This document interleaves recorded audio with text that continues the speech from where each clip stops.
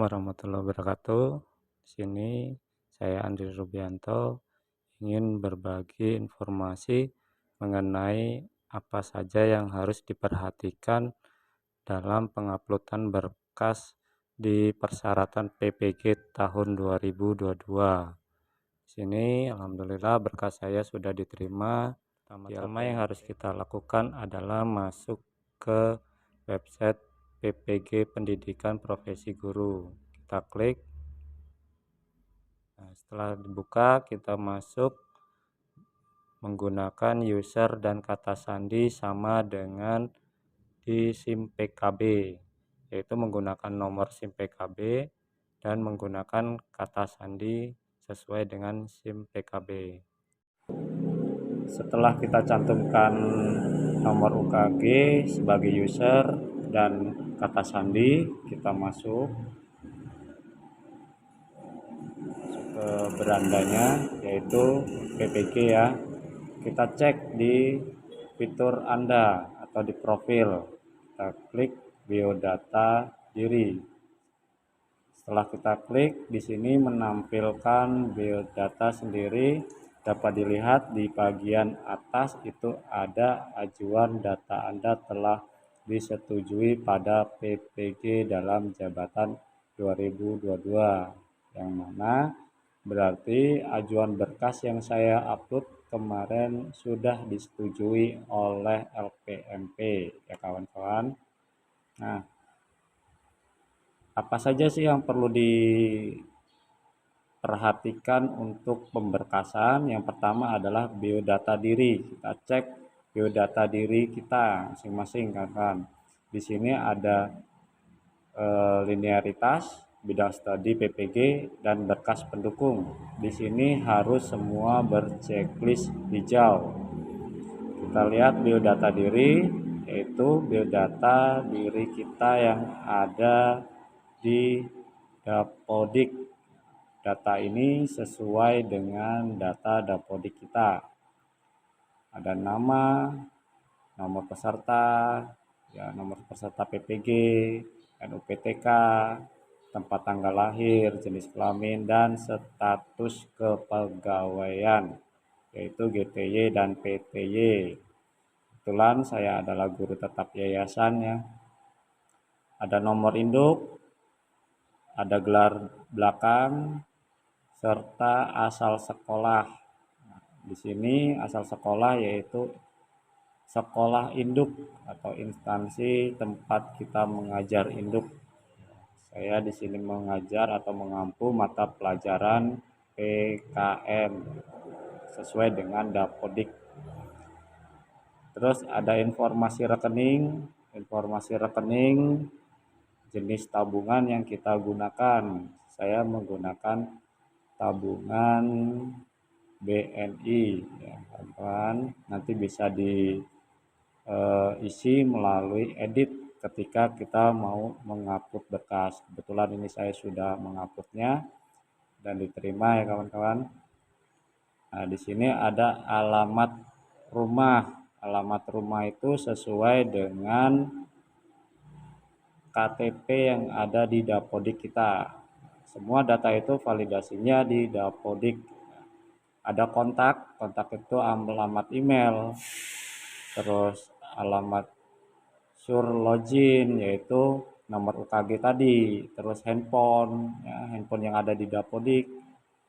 Nah, setelah itu kita lihat di sini ada linearitas atau S1 atau D4 dengan bidang studi PPG. Bisa kita klik tanda panahnya, maka akan muncul bidang studi atau ijazah yang kita gunakan.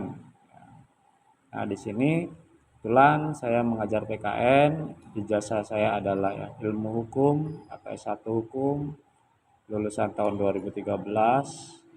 Saya mengajar di SMK, mata pelajarannya yaitu Pendidikan Pancasila. Nah, berkas yang dilampirkan adalah berkas ijazah. Ya, ijazah kawan-kawan, bukan yang lain. Kita lihat, kita klik, lihat. Nah, di sini ijazah saya. Kapasitasnya berapa untuk uploadnya, yaitu di bawah 1 MB. Bawah 1 MB. Ya. Ingat, ijazah sesuai dengan dapodik yang diupload. Ketika yang diminta adalah S1, maka S1 yang harus diupload, jangan mengupload yang lain-lain. Terus kita lanjut ke bidang studi PPG.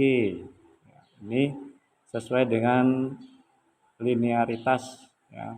Kita pilih bidang studi yang sesuai dengan yang ada di dapodik. Karena saya mengajar PPKN, maka saya pilih PKN. Jangan memilih yang lain karena itu tidak akan linier dan akan ditolak pengajuannya oleh LPMP. Nah, ini yang paling penting yaitu berkas pendukung. Ini banyak yang bertanya, berkas apa aja sih yang harus diupload di PPG tahun 2022? Harus di tahun berapa? Mulai kapan? Itu kadang rancu kawan-kawan. Nah, sekarang yang harus disiapkan adalah yang pertama adalah SK pengangkatan pertama. Nah, kebetulan saya adalah guru yayasan, jadi di sini saya melampirkan SK pertama saya mengajar. Itu sesuai dengan di Dapodik. Dapodik itu ada TMT dan nomor SK. Harus sama yang kita upload, jangan sampai berbeda. Bisa kita lihat. Nah, di sini filenya bisa di bawah 2 MB karena file SK itu ada yang 2 lembar, ada yang 1 lembar, berbeda dengan ijazah. Nah, di sini saya menggunakan kapasitas 1,38 MB. Nah, selanjutnya kita lihat yang lain yaitu SK pengangkatan atau kenaikan pangkat. Nah, SK kenaikan pangkat ini yaitu SK yayasan 2 tahun. Ya, 2 tahun dalam arti sekarang adalah di tahun pelajaran 2021-2022 dan tahun pelajaran 2020-2021 yang kita upload. Nah, di sini ada keterangan hasil pindai scan SK kenaikan pangkat bagi PNS atau SK pengangkatan 2 tahun terakhir. Nah, di sini SK yayasan ya kawan-kawan. SK yayasan 2 tahun terakhir berarti 2020 dan 2020 2021 dan 2021 sampai tahun 2022 tahun ini. Ini SK yayasan. Bisa kita lihat kapasitasnya di bawah 1 MB, teman-teman. Ya, di bawah 1 MB itu kita scan, setelah itu kita rubah ke PDF, dikombi. Ya, dikombi PDF-nya sehingga di dalam PDF itu terdapat SK yayasan ada 2 lembar, kalau memang 2 lembar atau lebih. Ya. Selanjutnya yaitu SK pembagian tugas. SK pembagian tugas itu adalah SK di mana tahun ini dan tahun kemarin. Sini ada keterangannya, SK pembagian tugas mengajar 2 tahun terakhir, yaitu tahun 2020 sampai dengan 2021 dan 2021 sampai 2022. Nah, SK pembagian tugas ini SK asli atau fotokopi yang dilegalisir. Di-scan, setelah itu dirubah PDF dan dikombi. Kita lihat kapasitasnya untuk penguploadan. Nah, di sini 1,29 karena ada beberapa lembar, sekitar kurang lebih ada 4 lembar. Kita lihat selanjutnya yaitu fakta integritas. Nah, fakta integritas ini adalah pernyataan kita untuk siap mengikuti aturan-aturan dari PPG itu sendiri. Nah, formatnya di mana? Bisa kita unduh di sini. Bisa kita unduh, kita klik. maka dia bisa unduh lampiran fakta integritas ya. Setelah itu kita isi sesuai dengan identitas kita. Setelah diisi, tanda tangan di atas materai 10.000. Ya, bisa kita lihat. Nah, di sini kapasitasnya 94 KB. Nah, kawan, formatnya tetap untuk berkas-berkas itu adalah formatnya PDF, tidak ada yang JPG atau gambar. Semuanya PDF.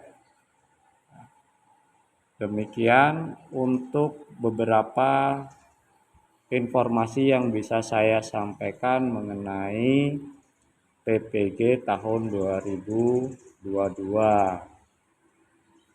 Terima kasih atas perhatiannya. Saya ucapkan Assalamualaikum warahmatullahi wabarakatuh.